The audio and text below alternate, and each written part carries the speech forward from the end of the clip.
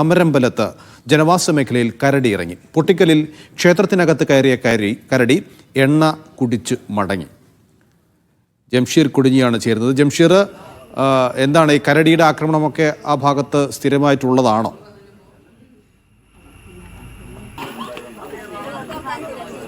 നൗഫൽ, കഴിഞ്ഞ മാസങ്ങളിലും സമാനമായ രീതിയിൽ സമീപ പ്രദേശങ്ങളിൽ കരടി ഇറങ്ങിയിട്ടുണ്ട് എന്നാണ് നാട്ടുകാർ പറയുന്നത്. ഇപ്പോൾ അമരമ്പലം പഞ്ചായത്തിലെ പൂക്കോട്ടുംപാടം പൊട്ടിക്കല്ല് പ്രദേശത്താണ് ഇന്ന് പുലർച്ചെയോടെ ഏതാണ്ട് 4 മണിയോടുകൂടി കരടി ഇറങ്ങുന്ന ഒരു സാഹചര്യം ഉണ്ടായത്. പ്രദേശത്തെ എത്തുകയായിരുന്നു കരടി. ക്ഷേത്രത്തിൻ്റെ വാതിൽ പൊളിക്കുകയും പിന്നീട് അകത്ത് കയറുകയും എണ്ണ കുടിക്കുകയും ചെയ്തു. അവിടെ ഉണ്ടായിരുന്ന പ്രതിഷ്ഠ ഉൾപ്പെടെ തകർത്തുകൊണ്ടാണ് കരടി മടങ്ങുന്ന ഒരു സാഹചര്യം ഉണ്ടായത്. ഈ പ്രദേശങ്ങളിലൊക്കെ തന്നെ നേരത്തെയും സമാനമായ രീതിയിൽ കരടികളുടെ ആക്രമണം ഉണ്ടാവുകയും നേരത്തെ കരടിയെ കൂടുവെച്ച് പിടിക്കുന്ന ഒരു സാഹചര്യം ഉണ്ടായിരുന്നു. പൊട്ടിക്കല്ല് സ്വദേശി പാറയ്ക്കൽ സുബ്രഹ്മണ്യന്റെ കുടുംബക്ഷേത്രത്തിലാണ് ഇന്ന് പുലർച്ചെയോടെ കരടി എത്തുന്ന ഒരു സാഹചര്യം ഉണ്ടായത്.